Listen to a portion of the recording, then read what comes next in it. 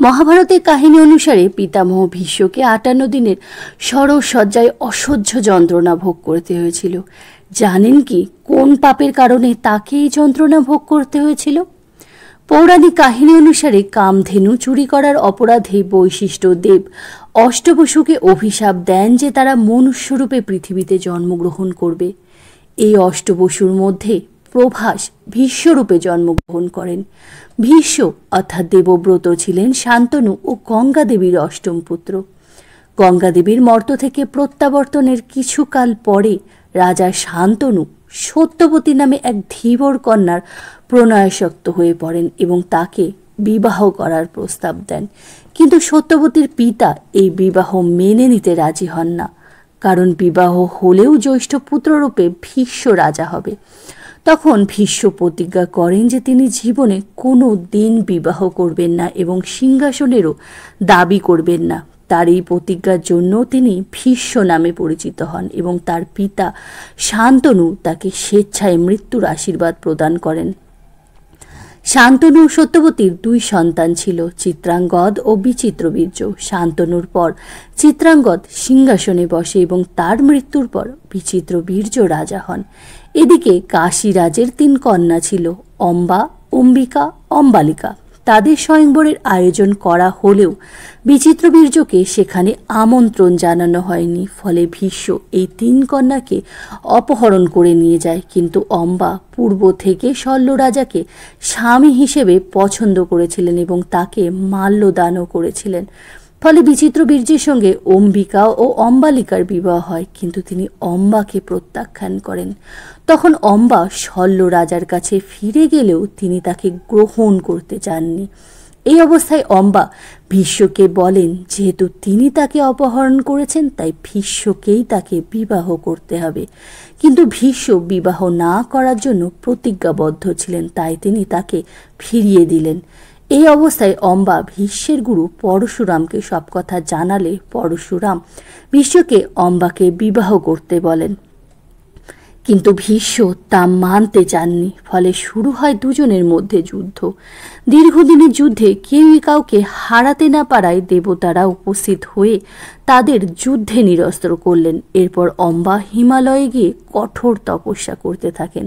তাতে সন্তুষ্ট হয়ে ভগবান কার্তিক আবির্ভূত হন এবং অম্বাকে বর প্রার্থনা করতে বলেন। অম্বা তার কাছে অনুরোধ করেন যে তিনি যেন ভীষ্মকে হত্যা করেন, কিন্তু কার্তিদেব জানান যে তিনি হিংসা পরিহার করেছেন, তাই তার পক্ষে কাউকে হত্যা করা সম্ভব নয়।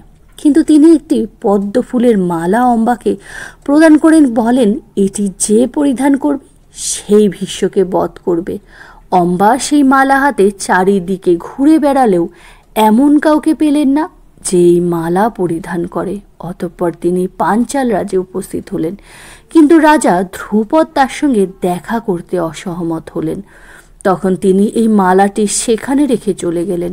এই মালাটির ফুলগুলি তাজাই রয়ে গেল।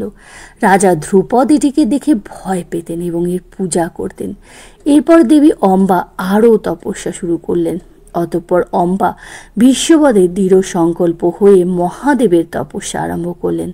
তার তপস্যায় প্রীত হয়ে মহাদেব তাকে বর দিলেন, তুমি জন্মান্তরে ধ্রুপদ গৃহে ক্লীব রূপে জন্ম নিয়ে ভীষ্মবধের কারণ হবে।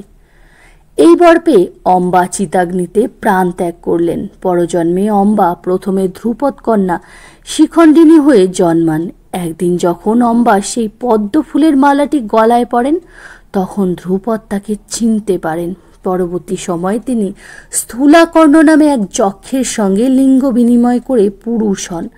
কুরুক্ষেত্রের যুদ্ধে ভীষ্মবধের জন্য অর্জুন কৃষ্ণের পরামর্শ মতো শিখণ্ডীকে নিজের রথের সামনে রেখে ভীষ্মের সম্মুখীন হন। ভীষ্মের প্রতিজ্ঞা ছিল নপুংসককে দেখলে তিনি ধনুক ত্যাগ করবেন। এই জন্য শিখণ্ডীকে দেখে তিনি অস্ত্র ত্যাগ করেন এবং অর্জুনের স্বরে সরসজ্জায় মৃতকল্প হয়ে পড়ে থাকেন।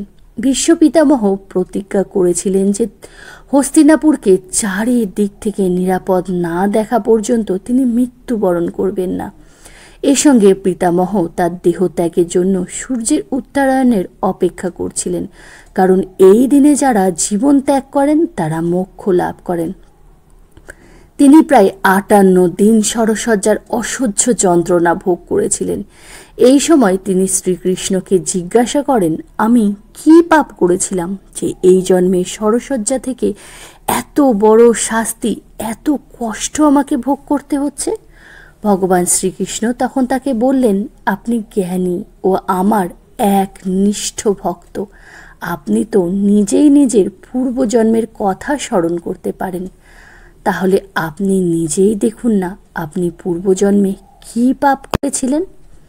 তখন ভীষ্ম বললেন, আমি তো দেখতে দেখতে গত 100 জন্মের কর্ম দেখে ফেলেছি, কিন্তু এই 100 জন্মের মধ্যে আমি এমন কোনো কর্ম করিনি যার জন্য আমি এত বড় শাস্তি পেতে পারি। তখন শ্রীকৃষ্ণ বললেন, আপনি কৃপা করে ওই 100 জন্মের ঠিক একটি জন্ম আগে দেখুন। এরপর পিতামহ ভীষ্ম চোখ বন্ধ করে ধ্যানপূর্বক 101 জন্ম দেখতে লাগলেন। ওই জন্মে তিনি একজন খুবই ধার্মিক রাজা ছিলেন। একদিন তিনি একটি বিশাল সৈন্যদল নিয়ে কোথাও যাচ্ছিলেন।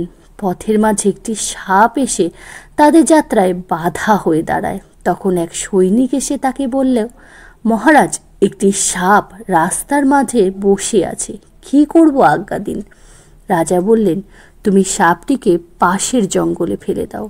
সৈনিক তাই করল, কিন্তু সাপটি জঙ্গলে একটি বিশাল কাটার ঝোপে আটকে গিয়ে প্রচণ্ড যন্ত্রণায় ছটফট করতে করতে অবশেষে ক্ষুধা তৃষ্ণায় মারা গেল।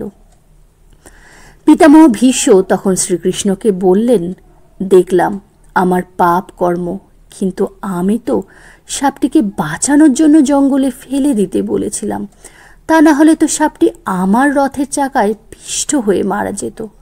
তখন শ্রীকৃষ্ণ তাকে বললেন, কিন্তু আপনি তো ফেলে দেওয়ার পর ওই সাপটির কী পরিণতি হলো সেটা একবারও ফিরে দেখলেন না, বা ওই সাপটিকে বাঁচানোর কোনো রকম চেষ্টাও করলেন না। তাই আজ আপনার এই পরিণাম। অথচ আপনার পুণ্যকর্ম এত বেশি ছিল যে গত 100 জন্মেও আপনি কোনো পাপের ফল ভোগ করেননি। এই জন্মে দ্রৌপদীর অসম্মান প্রত্যক্ষ করায় আপনার সকল পুণ্য ক্ষয় হয়েছে।